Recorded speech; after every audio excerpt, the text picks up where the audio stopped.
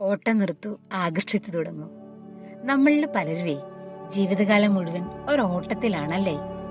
ചിലപ്പോൾ അതൊരു മനുഷ്യന്റെ സ്നേഹത്തിനു വേണ്ടിയാകാം, അല്ലെങ്കിൽ വലിയൊരു കരിയറിനു വേണ്ടിയാകാം, അതുമല്ലെങ്കിൽ തീരാത്ത നമ്മുടെ ആഗ്രഹങ്ങൾക്ക് വേണ്ടിയാകാം. പക്ഷേ നമ്മൾ എത്രത്തോളം ഇതിന്റെ പിന്നാലെ ഓടുന്നുവോ അത്രയും വേഗത്തിൽ അത് നമ്മളിൽ നിന്ന് അകന്നു പോകുന്നത് നിങ്ങൾ ശ്രദ്ധിച്ചിട്ടുണ്ടോ? കയ്യിലെ മണൽത്തിരി പോലെ അത് ചോർന്നു പോകുന്നു. എന്തുകൊണ്ടാണ് എനിക്ക് മാത്രം ഇങ്ങനെ സംഭവിക്കുന്നത് എന്ന് നമ്മൾ പലപ്പോഴും ചോദിക്കാറുണ്ടല്ലേ. അന്ന് നമ്മൾ ചർച്ച ചെയ്യുന്നത് ജസ്റ്റിസ് ഒ മാൽക്കം എഴുതിയ ഡോണ്ട് ചേസ് ഓൺലി അട്രാക്ട് എന്ന പുസ്തകത്തിലെ വിസ്മയകരമായ ചില പാഠങ്ങളെക്കുറിച്ചാണ്. മാനിഫെസ്റ്റ് വിത്ത് അനിയിലേക്ക് എല്ലാവർക്കും സ്വാഗതം. ഈ വീഡിയോ കാണുന്നതോടെ നിങ്ങളുടെ ജീവിതത്തിലെ അമിതമായ ഓട്ടം അവസാനിപ്പിച്ച് കാര്യങ്ങളെ എങ്ങനെ ആകർഷിക്കാം എന്ന് നിങ്ങൾക്ക് മനസ്സിലാവും. എന്തുകൊണ്ടാണ് ഓട്ടം നിർത്തണം എന്ന് പറയുന്നത്?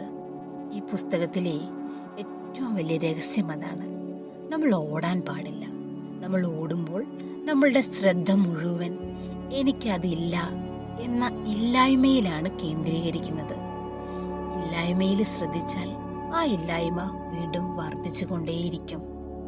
നിങ്ങളൊരു കാന്തമാണെന്ന് സങ്കല്പിക്കുക. കാന്തം ദുർബലമാണെങ്കിൽ ഇരുമ്പ് അടുത്തു വന്നാൽ പോലും ഒട്ടിപ്പിടിക്കില്ലല്ലേ.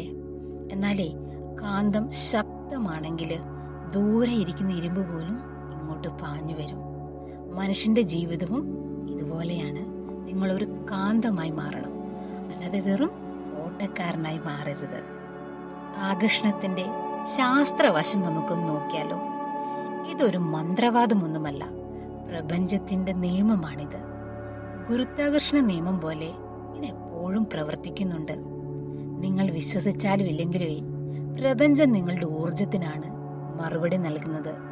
നിങ്ങളെ ഒരു റേഡിയോയിൽ ഒരു പ്രത്യേക ചാനൽ കിട്ടണമെങ്കിൽ ഒരു ഫ്രീക്വൻസിയിൽ നമ്മളത് ട്യൂൺ ചെയ്യണം അല്ലേ. അതുപോലെ തന്നെ ജീവിതത്തിൽ ഒരു കാര്യം നേടണമെങ്കിൽ നിങ്ങളുടെ ഊർജത്തെ അതേ ഫ്രീക്വൻസിയിൽ ട്യൂൺ ചെയ്യണം. പണം വേണമെന്ന് നിങ്ങൾ ആഗ്രഹിക്കുമ്പോഴേ ഉള്ളിലെ ഭയവും ആശങ്കയൊക്കെ ആണെങ്കിൽ പ്രപഞ്ചം അത് തിരിച്ചറിയും. നിങ്ങൾ ഇതിനകം സമ്പന്നനാണെന്ന് വിശ്വസിക്കാനോ അനുഭവിക്കാനൊക്കെ തുടങ്ങിയാലേ പ്രപഞ്ചം ആ സന്ദേശം സ്വീകരിച്ച് അത് യാഥാർത്ഥ്യമാക്കി തന്നുകൊണ്ടേയിരിക്കും.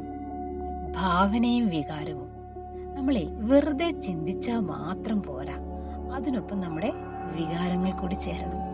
ഉദാഹരണത്തിന് ഒരു നാരങ്ങ മുറിക്കുന്നതായി സങ്കല്പിച്ചാലേ നിങ്ങളുടെ വായിൽ വെള്ളം നിറയല്ലേ. നാരങ്ങ അടുത്ത് ഇല്ലെങ്കിൽ പോലും നമ്മളുടെ ശരീരം അതിനോട് പ്രതികരിക്കും. അതുപോലെ നിങ്ങളുടെ സ്വപ്നങ്ങളെയും ഇതുപോലെ ആഴത്തിൽ സങ്കല്പിക്കുക. ഇപ്പോൾ ഒരു വീട് വെക്കുകയാണെങ്കിൽ ആ വീടിന്റെ ഗന്ധം, ആ സന്തോഷം, ആ വിജയം ഇപ്പോൾ എല്ലാം നിങ്ങളുടെ കയ്യിലുണ്ടെന്ന് വിശ്വസിക്കുക, അത് അനുഭവിക്കുക. ഇവിടെയാണ് നന്ദിയുടെ പ്രസക്തി. ഇന്ന് നിങ്ങളുടെ കയ്യിലുള്ള കാര്യങ്ങൾക്ക് നന്ദി പറയുക. പരാതി പറയുന്നവർക്ക് പ്രപഞ്ചം കൂടുതൽ പരാതിപ്പെടാനുള്ള സാഹചര്യമേ ഒരുക്കൂ. നന്ദിയുള്ളവർക്ക് പ്രപഞ്ചം സമൃദ്ധി നൽകിക്കൊണ്ടേയിരിക്കും. വിട്ടുകൊടുക്കൽ അഥവാ ലെറ്റിംഗ് ഗോ. വിട്ടുകൊടുക്കുക എന്നാലേ തോൽവി സമ്മതിക്കുക എന്നതല്ല അർത്ഥം. നിങ്ങൾ ഒരു വള്ളത്തിൽ അതിൽ കയറി നിൽക്കുന്നു, അതിലൊരു കയറിൽ പിടിച്ചു നിൽക്കുകയാണെന്ന് കരുതുക. അത് ഒഴുകിപ്പോകുമെന്ന പേടിയിൽ നിങ്ങൾ മുറുകെ പിടിക്കുന്നു. സത്യത്തിലേ നിങ്ങൾ ആ കയർ വിട്ടാൽ മാത്രമേ വള്ളം കരയ്ക്ക് വരൂ. നിങ്ങളുടെ ആഗ്രഹങ്ങളിൽ നിങ്ങൾ അമിതമായി വാശി പിടിക്കുന്നത് നിർത്തി പ്രപഞ്ചത്തിൽ വിശ്വാസം അർപ്പിക്കുക. ചിലപ്പോൾ നമ്മൾ ആഗ്രഹിക്കുന്നത് നമുക്ക് ലഭിക്കാത്തതേ അത് നമുക്ക് വേണ്ടി അല്ലാത്തത് കൊണ്ടാണ്. കുറച്ച് ക്ഷമയോടെ കാത്തിരിക്കുക. നിങ്ങൾക്കായിട്ട് മികച്ച വാതിലുകൾ പ്രപഞ്ചം തുറന്നു തരും.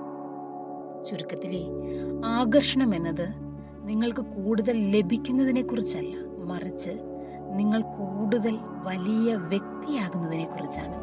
മറ്റുള്ളവരെയൊക്കെ സഹായിക്കാനും ലോകത്തിന് നന്മ നൽകാനും ആഗ്രഹിക്കുമ്പോൾ നിങ്ങളുടെ ഈ ആകർഷണ ശക്തി ഇരട്ടിയാകും.